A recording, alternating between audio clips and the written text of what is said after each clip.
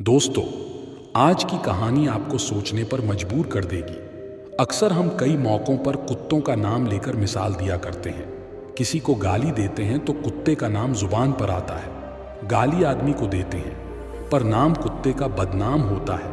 क्या कुत्ता इतना गया गुजरा जीव है, हमने उसे कभी खिलाने पिलाने के बारे में तो नहीं सोचा, चाहे कितने ही दिन से भूखा द्वार पर पड़ा हो। लेकिन हमें कभी उसका नाम इस्तेमाल करने में लज्जा नहीं आई। आपसे निवेदन है, 5 मिनट का समय निकाल कर इस कहानी को जरूर सुन लेना, शायद आपकी सोच बदल जाए। नमस्कार दोस्तों, बोधि थिंक स्पाई यूट्यूब चैनल में आपका दिल से स्वागत है। एक गांव में सुरेश नाम का लड़का रहता था। वह बहुत परेशान था।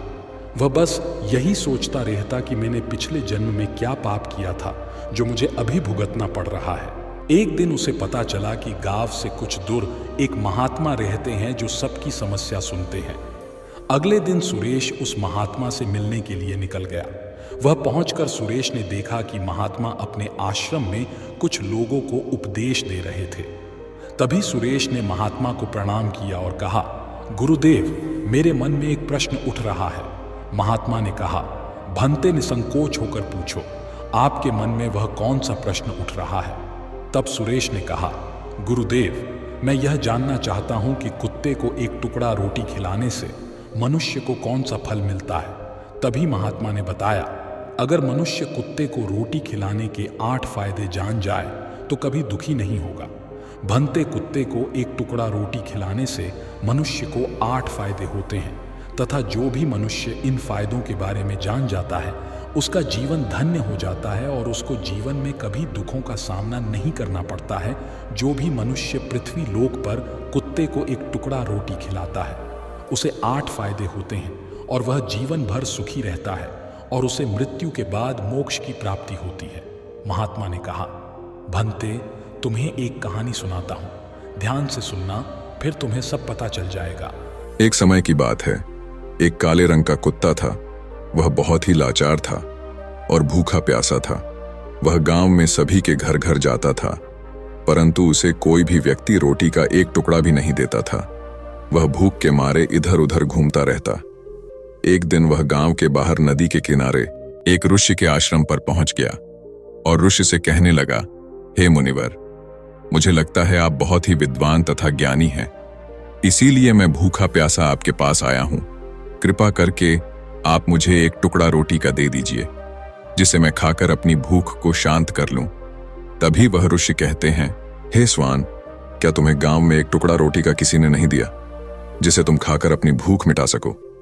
वह कुत्ता ऋषि से कहता है, हे मुनिवर, मैं आपको क्या बताऊं, आप मेरी बातों पर विश्वास नहीं करोगे। तभी वह ऋषि कहते हैं, स्वान तो बताओ, तुम्हारी बातों पर मैं विश्वास अवश्य करूंगा, मुझे तुम बहुत ही लाचार दिखाई पड़ते हो। तभी वह कुत्ता कहता है, ठीक है मुनिवर, मैं आपको अपनी बीती बताता हूं। कुत्ता ऋषि से कहता है, हे मुनिवर, दुनिया के लोगों, हम पर रहम करो। हमारा कोई घर नहीं होता है, कोई आसरा नहीं होता है, कमाकर खाना हमें नहीं आता है, हमें वस्त्र भी पहनने का ज्ञान नहीं है, इसलिए सर्दी गर्मी और बरसात में हम ऐसे ही घूमते रहते हैं। हमें पढ़ना लिखना भी नहीं आता। मुनिवर, आपकी तरह हमें अनुशासन नहीं आता, हमें आपकी तरह बोलना नहीं आता। यह हमारा दुर्भाग्य ही समझिए, परंतु हमें आपकी तरह भूख भी लगती है। चोट लगने पर हमें आपकी तरह पीड़ा भी होती है, हमें आपकी तरह रोना भी आता है। बस इन्हीं 3 कामों में हम आपकी बराबरी करते हैं, इसलिए हम पर दया दिखाइए, हमें और कष्ट मत दीजिए। ईश्वर ने तो हमें वैसे भी कष्ट देकर ही भेजा है, ऊपर से आप लोग हमें परेशान करते हैं। हम आपकी तरह मनुष्य नहीं हैं, हम पराधीन जीव हैं। जब हमारा जन्म हुआ उस समय हमारे आंख कान बंद थे। कह नहीं सकते कि उस समय आपके जन्म पर जैसे नाच गाना होता है, बाजे बजते हैं, खुशी मनाई जाती है, हमारे जन्म पर भी यह सब हुआ होगा। हमारे जन्म पर किसने खुशी मनाई होगी। हम जिस बिछौना पर थे वह रुई का नरम तो था, सर्दी बिल्कुल नहीं लगती थी। मैं मन में सोच रहा था कि किसी बड़े घर में पैदा हुआ हूं, लेकिन जब हमारी आंख खुली तो मैंने देखा कि हमारी माँ, जिसे आप लोग कुतिया बोलते हो, वह अपने 5 बच्चों को छाती से चिपकाकर एक राह के ढेर में पड़ी थी। हम 5 भाई थे, बाकी 4 भाई तो लाल और भूरे रंग के थे। मैं अकेला ही काले रंग का था। सबसे छोटा मैं ही था, इसलिए कमजोर था मेरी माँ। हम लोगों के पास कम ही आती थी, क्योंकि उसे भी अपने भोजन की व्यवस्था करनी पड़ती थी। यदि वह ना खाती तो हमें दूध कहाँ से पिलाती। उस एक माँ पर हम 5 भाई निर्भर थे। वह बेचारी अपने भोजन के लिए इधर उधर दौड़ती रहती थी। कभी भोजन मिल भी जाता था, कभी नहीं भी मिलता था, लेकिन वह हमेशा हम 5 का बड़ा ख्याल रखती थी। आखिर वह हमारी माँ थी। वह रात भर जागकर गांव की रखवाली करती थी। किसी की मजाल नहीं थी कि कोई अनजान आदमी बुरी नीयत से गांव की तरफ भी झांक जाए। दूसरे गांव के कुत्ते भी हमारी माँ के डर से गांव में नहीं आते थे। गांव के किसी किसान के खेत में कोई जानवर खड़ी फसल खाने आते तो हमारी माँ उसे दौड़कर भगा देती। गांव वालों के लिए इतना सब करने के बाद भी कोई मनुष्य तो हमारी माँ को भोजन तक नहीं देता था। भोजन के लिए हमारी माँ को मजबूर होकर छीना झपटी करनी पड़ती थी। कई बार तो लोग उसे लाठी डंडों से पीट पीट कर भगा देते थे। बेचारी उस दिन भूखी प्यासी रहकर पेट की आग से जलती रहती थी। वह कहता है, हे मुनिवर, आखिर भूख तो हमें आपकी ही तरह लगती है। ऊपर से उसे अपने 5 बच्चों की चिंता भी लगी रहती थी। आखिर माँ जो थी, भूख उसे चैन से बैठने नहीं देती थी, और गांव वालों का भी उसे देखकर हृदय नहीं पसीजता था। तो बेबस होकर उन लोगों के घरों में चोरी से घूमना पड़ता था, और खाने की कोई चीज मिल जाती तो उसे खाकर अपने पेट की आग बुझा लेती थी। कई बार तो लोग उसे खाने की वस्तु ले जाते हुए देखते तो लाठी डंडे लेकर उसके पीछे पड़ जाते। कुछ निर्दय लोग तो कई बार उसे घर के अंदर बंद करके पीटते थे। हमारी माँ का बुरा हाल कर देते थे।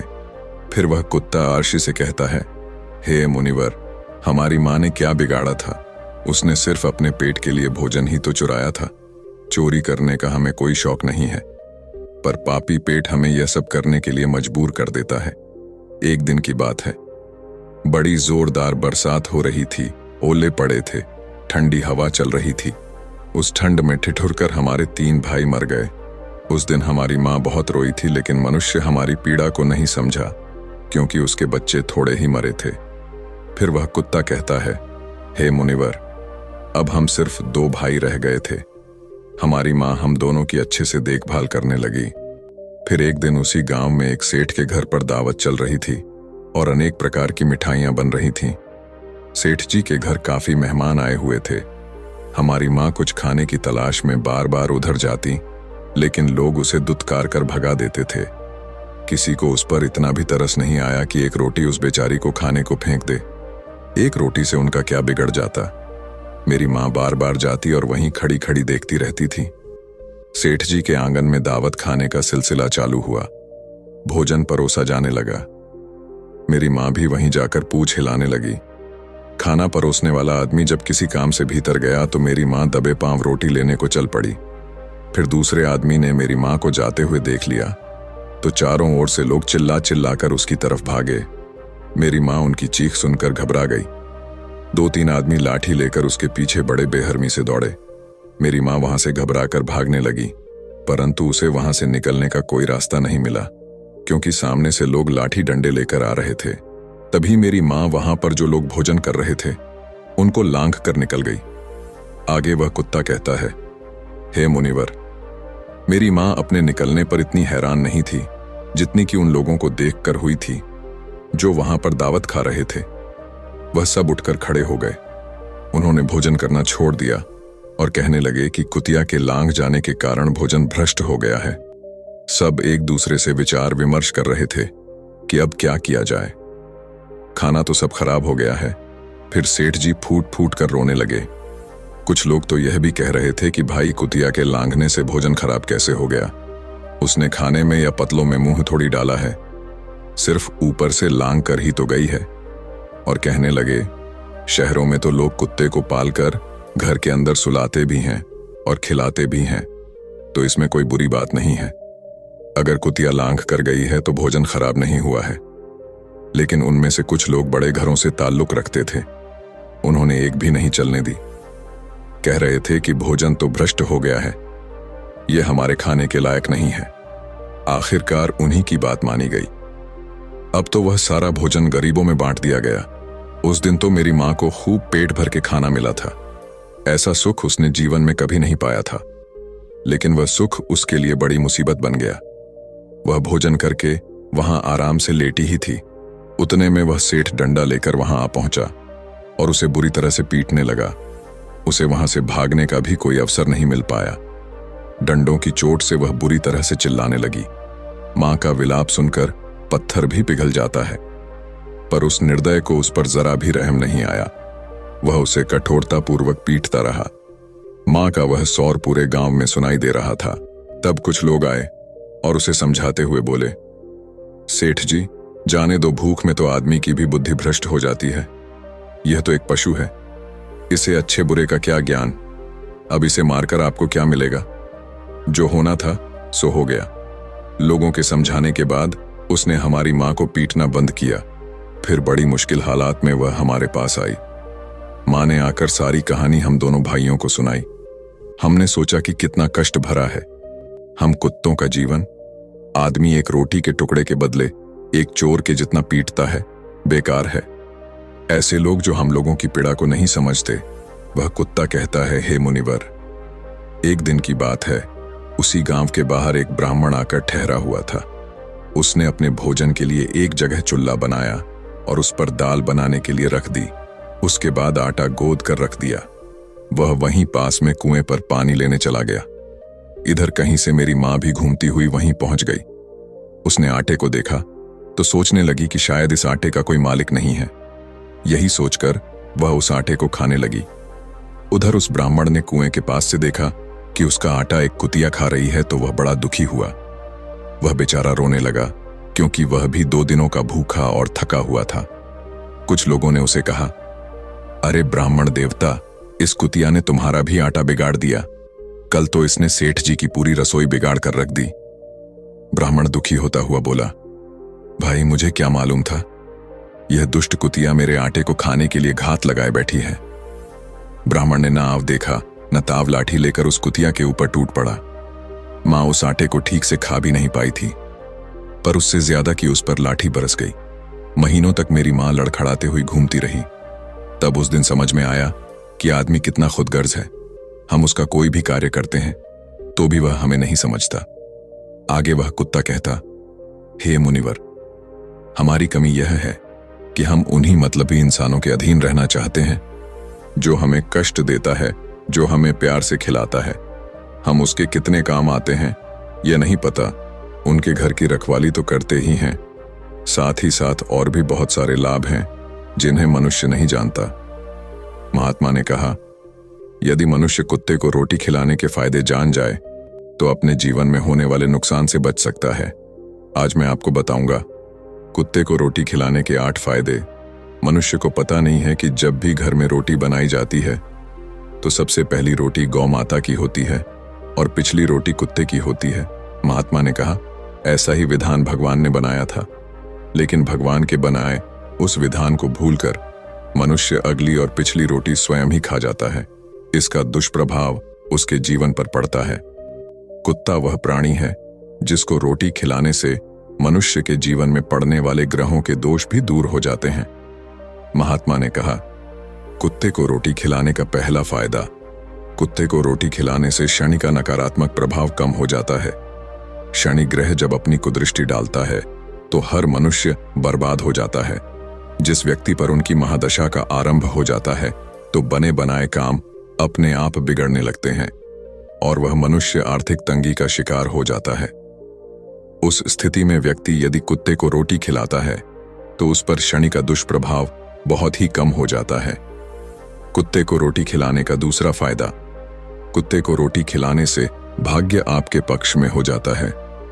आपके घर के अंदर नकारात्मक शक्ति नष्ट हो जाती है। कुत्ते को रोटी खिलाने का तीसरा फायदा, कुत्ते को रोटी खिलाने से माता लक्ष्मी प्रसन्न हो जाती है और आपके घर में धन दौलत की कभी कमी नहीं रहती है। कुत्ते को रोटी खिलाने का चौथा फायदा, कुत्ते को रोटी खिलाने से आपके ऊपर कर्ज नहीं चढ़ता और जो पहले से आप कर्जदार हैं उससे भी मुक्ति मिल जाती है। कुत्ते को रोटी खिलाने का पांचवा फायदा, कुत्ते को सुबह शाम भोजन देने से आपका व्यापार बहुत अच्छे से चलता है। कुत्ते को रोटी खिलाने का छठा फायदा, कुत्ते को रोटी देने से आपकी आयु में वृद्धि होती है और अटका हुआ धन वापस मिल जाता है। कुत्ते को रोटी खिलाने का 7वां फायदा। कुत्ते को रोटी देने से हमेशा आपका स्वास्थ्य अच्छा बना रहता है और मानसिक रूप से आप मजबूत रहते हैं। आपका मन हमेशा ऊर्जावान रहता है, अच्छे विचार आपके मन के अंदर आते हैं। कुत्ते को रोटी खिलाने का 8वां फायदा। कुत्ते को रोटी खिलाने से भगवान प्रसन्न रहते हैं, क्योंकि भगवान को समस्त जीवों की चिंता रहती है और जो समस्त जीवों पर दया दिखाता है, भगवान भी उस मनुष्य से हमेशा प्रसन्न रहते हैं। भगवान की कृपा सदैव उस परिवार पर बनी रहती है। आपने अपने बूढ़े बड़ों से सुना होगा, कहते हैं कि जब कुत्ता रोता है तो अब सुगुन होता है। कोई संकट आता है, किसी की मृत्यु होती है, इसलिए कुत्ते को कभी रुलाना नहीं चाहिए। इस प्रकार से महात्मा ने सुरेश को कुत्ते को रोटी खिलाने के 8 फायदे बताए और जो भी मनुष्य कुत्ते को रोटी खिलाता है तो उसे इन 8 फायदों का फल प्राप्त होता है। तो दोस्तों, कैसी लगी आपको ये कहानी? आप हमें कमेंट सेक्शन में जरूर बताना और अच्छी लगी हो तो इस चैनल को सब्सक्राइब जरूर कर लेना। तो चलिए मिलते हैं ऐसी ही कोई नई कहानी में। तब तक के लिए अपना ख्याल रखें। धन्यवाद और नमो बुद्धाय।